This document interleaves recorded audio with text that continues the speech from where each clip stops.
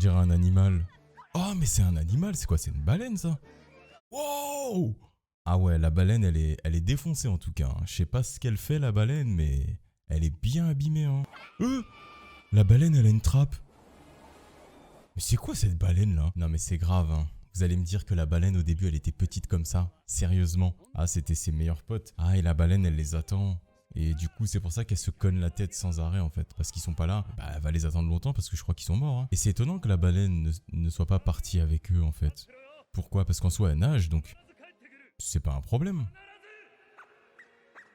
Et la baleine comprend ce que les mecs disent, hein. Ah ouais, sa tête, elle est défoncée, hein. Ça fait 50 ans qu'ils sont partis. Non mais attends, c'est quel genre de médecin, ça?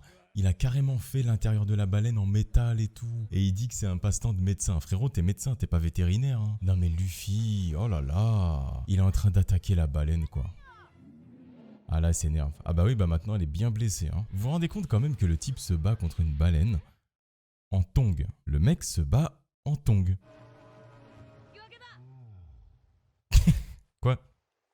Comment ça, match nul? Ah ouais, donc maintenant son pote, c'est une baleine. Ouais, pourquoi pas. Ce qui est marrant dans tout ça, c'est que Luffy, il a beau se battre avec tout le monde et n'importe comment, son chapeau, il est jamais abîmé. Bah voilà, mais c'était cramé, que vous étiez bizarre avec votre truc whisky peak, là, je sais pas quoi, là. Mais vas-y, ils font trop de blabla pour rien, des fois. C'est ça le problème, là. Avant qu'on en arrive là, il a fallu 40 minutes, quand même. Entre la baleine et ça, je trouve ça long pour rien, quoi. Ah ouais, donc ils ont voulu le recruter, en fait. Et lui, il a refusé. Ah, c'est une organisation de chasseurs de primes. En gros, c'est une guilde. Si vous avez vu Mandalorian, bah c'est la même chose, en fait. Ah, c'est pas des cactus! Ce sont carrément des pierres tombales en fait, ce sont des gens qui sont enterrés dedans. Mais moi je pensais que c'était des cactus depuis tout à l'heure. Je comprends pas, Zoro quand même, tu peux pas te faire avoir comme ça. T'es un escrimeur frère, t'as une épée, pourquoi tu la découpes pas? Je sais pas. Oui. Hein? Ah voilà, la voix qu'ils ont mis au personnage, franchement c'est marrant. Ah ouais, elle est balèze, hein. Et pourquoi il fouille dans son nez comme ça? Mais c'est dégueulasse! Eh, le mec... Oh! Attendez, il va lancer sa crotte de nez, là? What? Mais c'est quoi ces crottes de nez, frère? Ah, c'est pour ça qu'elle vole comme ça. Même 1 kilo, ça flotte pas dans les airs. Hein.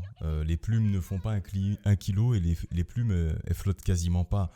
Donc là, t'es carrément en train de voler, c'est que tu fais moins d'1 kilo. Faut que la physique, elle soit correcte aussi, c'est pas normal ça. Eh, ils sont en train de discuter alors qu'il y a l'autre qui est au-dessus et ils en ont rien à foutre. Hein. Non mais regardez, et il la calcule même pas. Ah, 10 tonnes.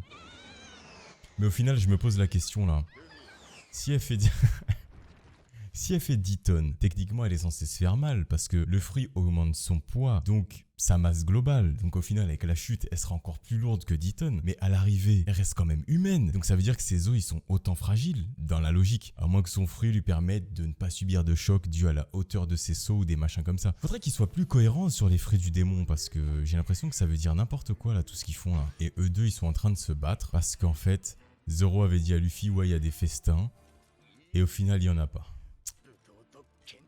Ah là là là là, ils se battent vraiment pour rien là. On nous a vendu des ennemis surpuissants, Baroque Works, blablabla, on est envoyé par le boss, on est des sergents de je sais pas quoi.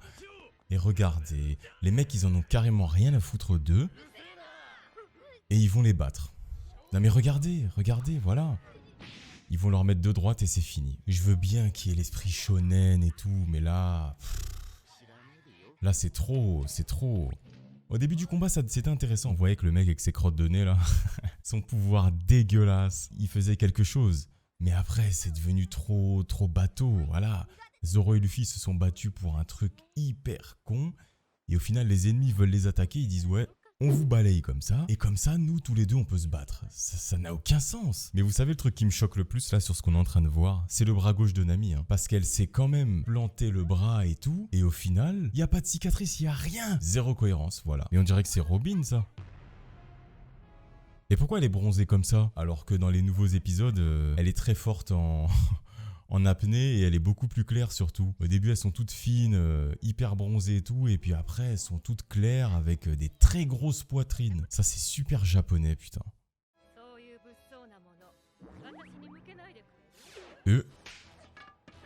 Comment?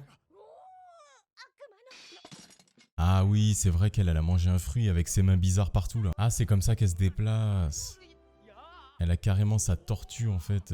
Ok. Elle a un pouvoir comme ça. Elle peut créer des mains. Pourquoi elle se fait pas des ailes pour se déplacer plus facilement? Je sais pas, ce serait logique en fait.